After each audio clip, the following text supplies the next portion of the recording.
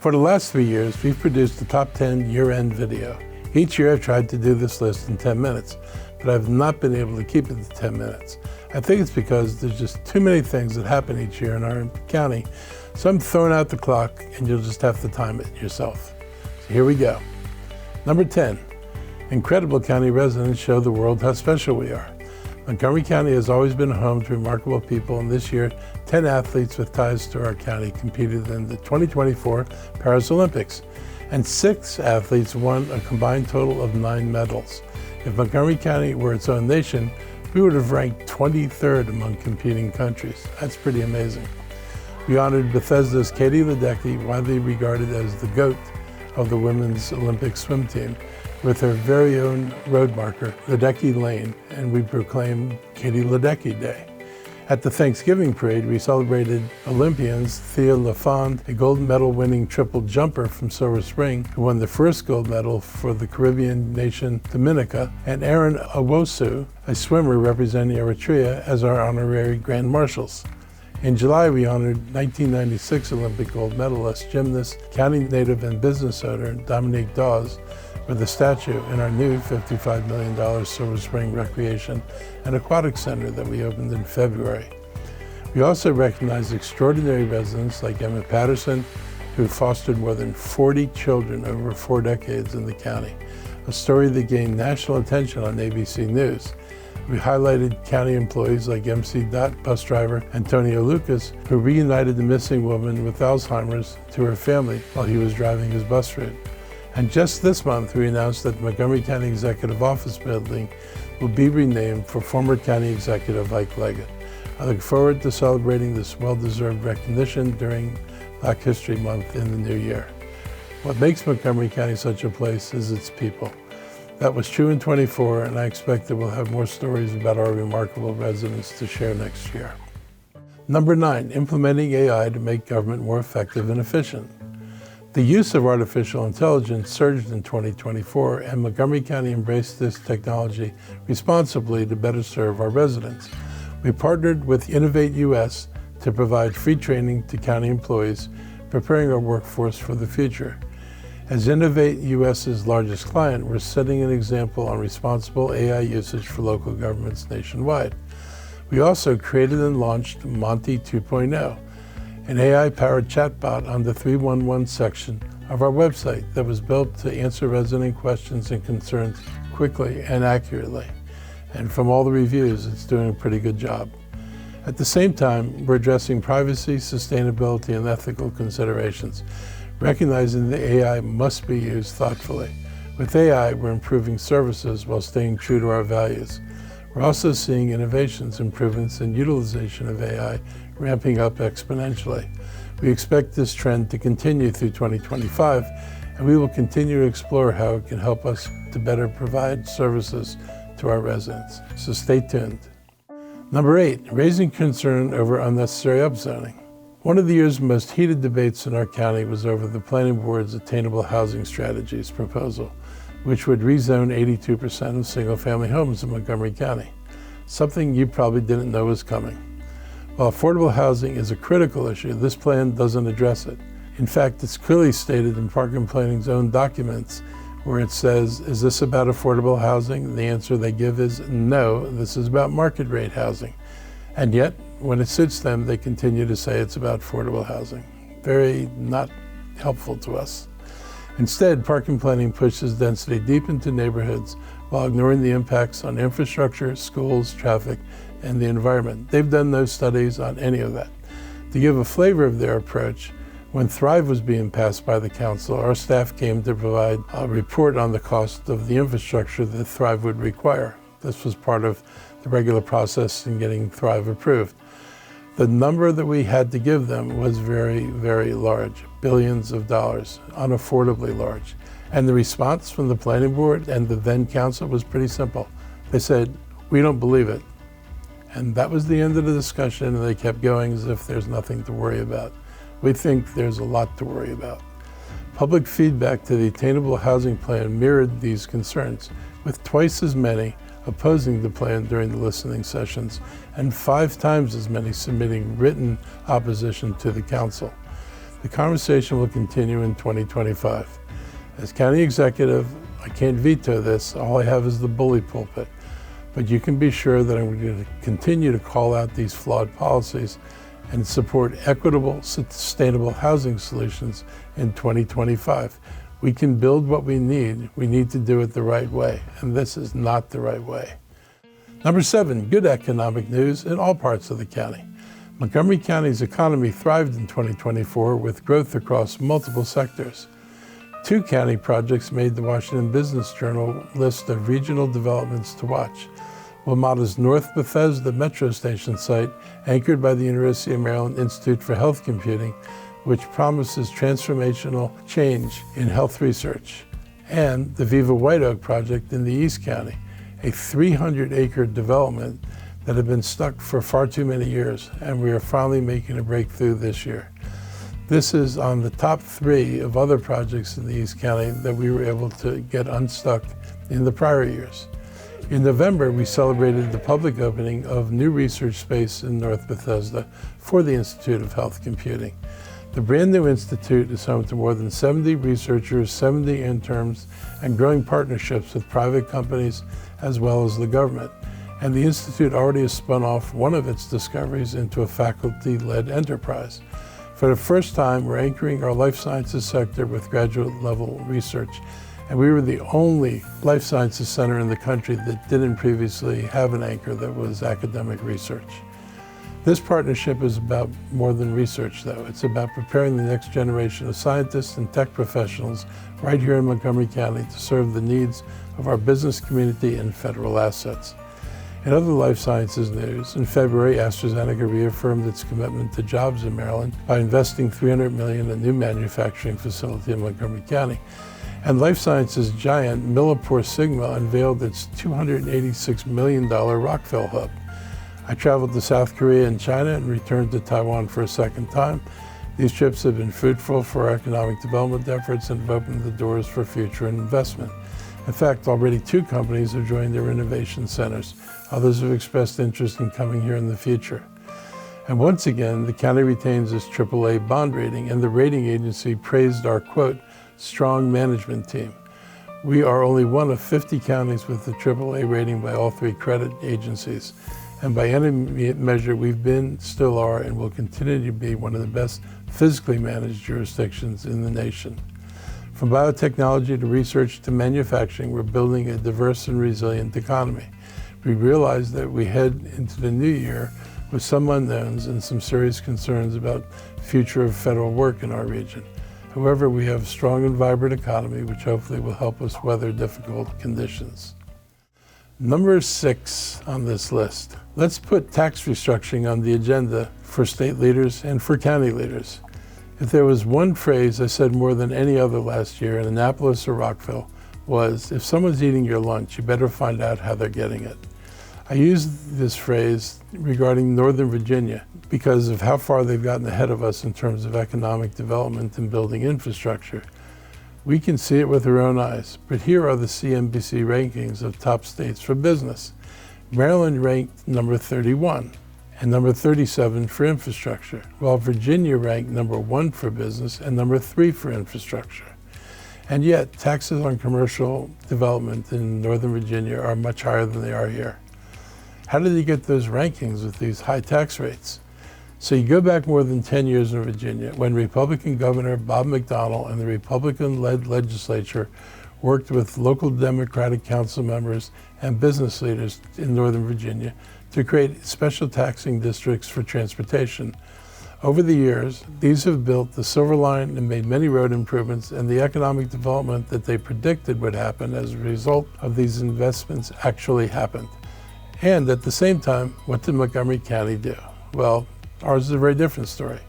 Instead of raising taxes, since 2013 alone, we've lowered impact taxes on developers 6 times, pushing the costs onto residents while never having enough money to create the kind of infrastructure that would have made us competitive. And we've gutted the need for development to provide adequate public facilities, particularly in transportation. So what did we get? For all the tax cuts and upzoning that the county did and was proposed by Park and Planning, we have few jobs to show for it and very little housing where it's most needed. This is what needs to be done here in Maryland. First of all, we need to get rid of impact taxes because they're not a good tax and they're not effective and they overly burden the private sector, and shift to the commercial tax structure that Virginia put in place over a decade ago. When it comes to taxing, we are the cheap date in the region. We have the lowest commercial property tax rate in the region. This is not a tax on residential property, but only going to be a tax on commercial property in special taxing districts. Virginia has clearly shown that businesses do not necessarily go to the lowest tax jurisdiction.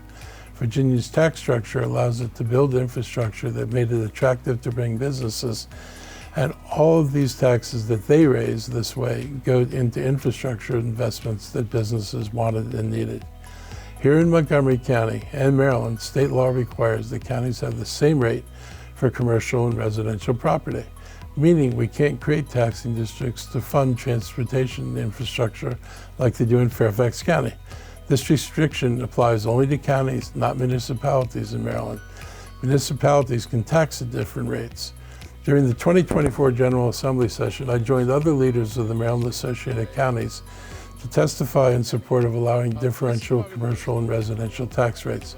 This legislation didn't pass, so we're going to try again this year. And I hope I can count on your support in Annapolis this coming session to help make this a reality. I'm optimistic about the progress we can make toward a fairer, more equitable tax system. Number 5 on my list, leading in climate actions and policies. We continue our work toward nation-leading goals of reducing greenhouse gas emissions by 80% by 2027 and 100% by 2035. We're increasing our recycling. The county's 45% recycling rate outpaces the national rate of 32%. Through proactive community engagement and education, the county is reducing waste as the population grows. From 2018 to 2022, waste per person has decreased by 11%, and recycling has increased by 110%. We've also expanding the county's electric vehicle infrastructure network. We secured a $2.6 million grant to add up to 17 EV charging stations at county-owned locations like parking garages, libraries, and community centers. We lead the state with the most EVs on the road, with at least 25,000 registered vehicles and growing. In fact, our success interested Governor Moore, who visited our county this fall to learn more about how we are supporting and creating an equitable EV charging network. We continue to invest in public transportation. In September, we celebrated the launch of the Great Seneca Transit Network, which will make transit a viable option for people going to work and school, which includes a new express bus route with signal priority access to Metro Rail and some portions of dedicated bus lanes to provide a crucial link to more than 9,000 private sector life sciences jobs, the universities at Shady Grove, and in Venice Medical Park. Improving transit options supports a flourishing economy that will continue to attract employers, students, and workers. We're also advancing the switch to clean energy. In 2024, over 1,800 county households registered to be part of Capital Area Solar Switch. This program makes it easier to learn about rooftop solar and battery storage and uses group buying power for quality systems at a lower price. I got to share and talk about our many environmental successes with local government representatives from around the world for the second year in a row at the Smart City Summit and Expo in Taipei, Taiwan. With our efforts on sustainability, we're setting a standard for environmental responsibility, resiliency, and innovation standards across our nation and around the globe. And I expect to see more progress in 2025. Number 4 on this list, providing support for those most in need. There's one takeaway from this year's presidential election that everyone agreed on. It was a result based on kitchen table issues. Our nation's working poor were angry over high food prices, increased rents, and mortgages while living paycheck to paycheck. This year, we doubled our commitment to economic equity. This summer, we launched MC Groceries, a new program that uses Instacart's technology to provide 600 Montgomery County food insecure families, including more than 1,000 children, with monthly stipends for online grocery shopping and delivery. We also continue to provide millions of dollars in grants to our community partners to address food insecurities as we continue to see a rise in demand for these services. And we're continuing our three-pronged approach to producing, preserving, and protecting more affordable housing in the county. We saw the groundbreaking of the Chimes at North Bethesda, which will deliver hundreds of affordable units for families earning between 30 and 80% of the area median income. And we continue to build Hillendale Gateway, which will create more than 450 affordable residences in 2 new buildings. This is the largest residential investment in the East County in decades. We've helped produce or preserve more than 1,700 affordable units over the last 2 years, and we're in the process of producing an additional 600 units this year. This year, we enacted our historic rent stabilization legislation to ensure that tenants are not being price gouged by landlords. And we amended our right of first refusal law to make it easier to partner with affordable housing partners who want to purchase multifamily rental buildings to preserve affordability and prevent the displacement of existing tenants. We also remain focused on those who need our help and support the most. This year we saw a 28% increase in those experiencing homelessness, and I remain concerned about the continued displacement of residents as rents continue to increase, at the same time that federal rental relief support has pretty much disappeared. To assist families and their loved ones dealing with substance abuse, we used our settlement money from opioid manufacturers and partnered with the state to fund and reopen Maryland's first inpatient addiction treatment center on youth. This is a big deal. It's a facility we badly needed. We're all doing a lot. There's always more to be done. And next year we'll remain committed to helping those who are suffering the most. Number 3 on the list, new leaders in the county. 2024 brought new leadership to Montgomery County with individuals who reflect our diversity, values, and priorities. I was proud to appoint Marc, the county's first Japanese-American police chief, and Corey Smedley, our first Black chief of the Montgomery County Fire and Rescue Service. Chief Yamada has inherited a police department that is in the forefront of using technology and innovation to combat crime, improve public safety, and ensure the safety of our officers. No new public safety initiative received more attention this year than MCPD's Drone as a First Responder program, which was launched in Silver Spring and Wheaton last year. These drones have been so successful at keeping our residents and officers safe that we're expanding it this year to include Bethesda Chevy Chase area and the Germantown Gaithersburg area. Chief Smedley has taken the reins of a fire and rescue service that not only continues to expand, such as with the opening of our new fire station in Clarksburg, but also continues to respond to help in emergencies around our nation, as it did in the aftermath of hurricanes that struck the southeastern United States this year. Chief Smedley has a clear vision for increasing the diversity of our fire service and ensuring that our firefighters and paramedics receive the best training, facilities, and equipment possible. We also welcomed Darcel Graham as our new library director, who is focusing on modernizing library services to better meet residents' needs and ensuring that the offerings of resources and events that they provide continue to enrich the lives of the customers they serve. MCPS hired a new superintendent, Dr. Thomas Taylor, who, like Chief Yamada and myself, is a graduate of Montgomery County Public Schools. Dr. Taylor is bringing in a steady hand and optimism to MCPS. I look forward to working with him in the new year and throughout the budget process. And the council elected Kate Stewart as president and Will Jawando as vice president. All these new leaders bring fresh energy and ideas to our government, and I'm excited about what we can do together.